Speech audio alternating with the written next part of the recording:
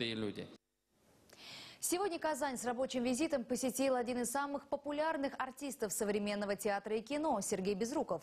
Художественный руководитель Московского губернского театра поздравил журналистов с окончанием Года культуры и с удовольствием вспомнил свое участие в проекте «Литературные дворики». О том, что еще привело актера в Казань, расскажет Дмитрий Пивоваров.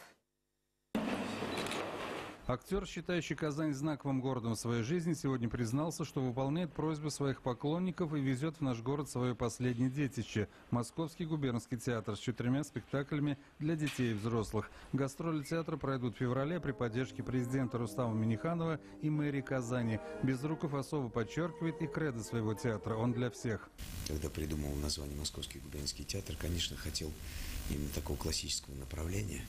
Это не означает, что мы играем только классику и ничего кроме классики. Знаете, как на Библию руку кладут, да, правда, ничего кроме правды. Хотя я очень люблю правду на сцене. Вот правда, правда и ничего кроме правды на сцене. Уважаемый, куда торопимся? Там Лида там.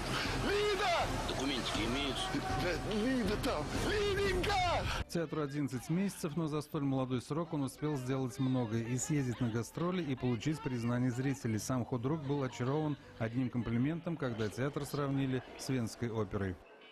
Каждый из зрителей маленького возраста, среднего, молодежь, взрослое поколение и люди старшего поколения найдут свой спектакль, найдут это спектакли для души, для сердца, для души, для людей. Вопросы, которые поднимают актеры и режиссеры, самые разные. Это вопросы долгой чести на примере трагефарса Островского, провинциальные философские будни или истории ангелов, трактовки представителей новой драматургии. Каждый посыл должен быть оправдан, считает Безруков. Если уж говорить о современной драматургии, то вы сами понимаете, для меня это тоже без 5 минут классика. Откуда берется классика? Она также берется из современной драматургии. Трансформация русской классики и жизни обычного человека. Со зрителем нужно говорить на одном языке. Мы частичка вас. Дмитрий Пивоваров, Владимир Ладушкин, телеканал «Эфир».